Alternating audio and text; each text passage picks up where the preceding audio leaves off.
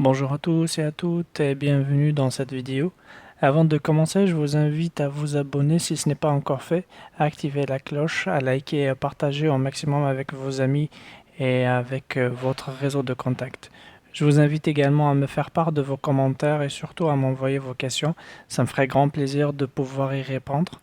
Je vous invite aussi à consulter mon blog Passion de données. Vous allez trouver le lien dans la section réservée aux liens de la chaîne et aussi à la fin de la vidéo. Dans cette vidéo, nous allons procéder à la création de deux tables faisant partie du système de gestion des ressources humaines en utilisant le langage SQL. Vous pouvez télécharger les scripts à partir des liens qui se trouvent au niveau de la description. Nous allons les créer en utilisant un nouvel utilisateur Oracle que nous avons créé dans une précédente vidéo, qui est PDB1admin, qui est un utilisateur du PDB XEPDB1. Comme c'est un utilisateur nouvellement créé, il va falloir qu'on lui alloue un espace pour stocker ses données. Aussi, on doit lui octroyer certains privilèges afin de pouvoir créer ses propres objets de base de données. On y reviendra dans une prochaine vidéo.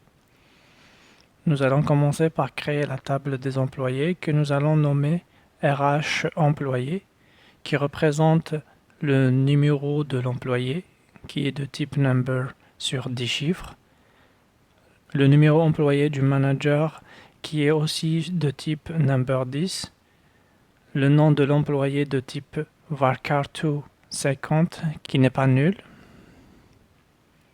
le prénom de l'employé de type varchar2 50 qui n'est pas nul également, la date de son embauche de type date, et enfin la date de création de l'employé dans la base de données qui est de type date et qui est égale à la date du jour définie par le mot réservé sysdate.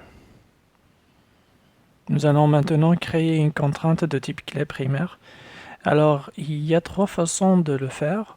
Nous pouvons le mentionner par écrire tout simplement primary key sur la même ligne de définition de la colonne, ou encore nous pouvons le mentionner une fois que nous avons défini toutes les colonnes de la table par l'instruction primary key et en spécifiant le nom de la colonne sur laquelle elle est basée, numéro employé.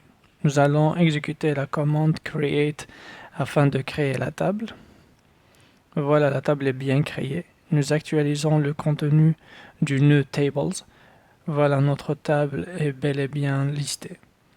Nous cliquons dessus et nous voyons toutes les colonnes la constituant. Nous nous rendons à l'onglet Constraints et nous voyons bien que la contrainte Primary Key est bien créée et elle est basée sur la colonne numéro employé comme nous l'avons indiqué. Par contre, le nom de la contrainte n'est pas significatif car il a été attribué dynamiquement par Oracle.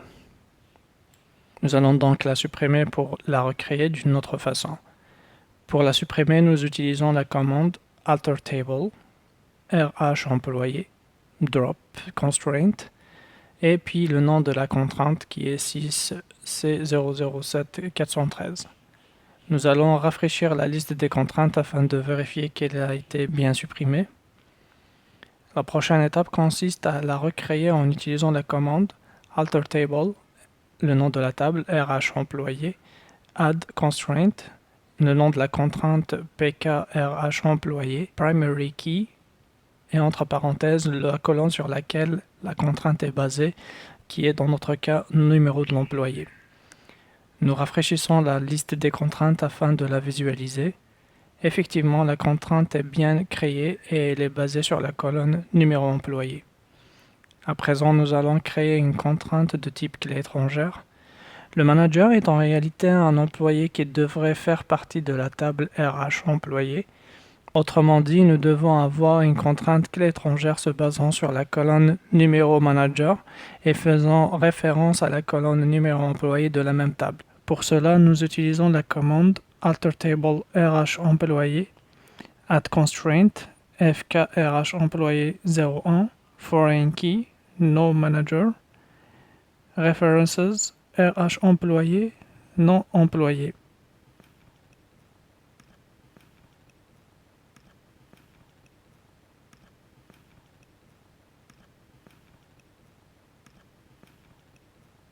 Nous allons procéder à la création d'une autre table qui va contenir les différents départements de l'entreprise que nous allons nommer RH département. Cette table va contenir un numéro de département qui va être de type number 10, un nom de département de type varchar2 50 qui est not null, un numéro de l'employé directeur qui est de type number 10 et une date de création de type date qui est renseignée par Oracle par défaut en le spécifiant avec l'instruction default sysdate. Nous exécutons et voilà, la table a été créée avec succès. Nous procédons à la création de la contrainte clé primaire avec la commande altertable RH département @constraint pk RH département primary key nos départements. Nous actualisons la liste des tables sous le nœud tables afin de visualiser la table RH département et nous cliquons sur elle afin de pouvoir accéder à ces informations. Nous allons sur l'onglet Constraint et nous exécutons la commande SQL pour la création de la clé primaire. Nous actualisons la liste des contraintes et voilà, la contrainte de la clé primaire a été créée et elle est bien basée sur la colonne NoDept. Nous allons maintenant créer une relation entre la table RH département et la table RH employé qui se traduit par une contrainte de clé étrangère en utilisant la commande altertable RH département @constraint fk RH département 01 foreign key no directeur references RH employé no employé. Nous l'exécutons et la commande a été traitée avec succès en modifiant la table correspondante. Nous actualisons la liste des contraintes afin de visualiser la clé étrangère et voilà, elle est bien ajoutée et elle est bien basée sur la colonne No Director. Nous voudrons mettre en place une vérification qui fait en sorte que le nom du département est unique.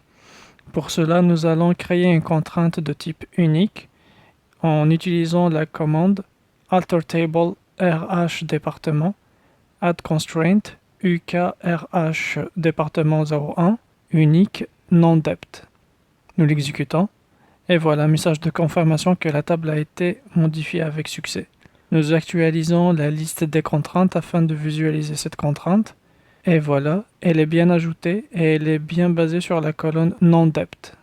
Nous revenons à la table RH employé.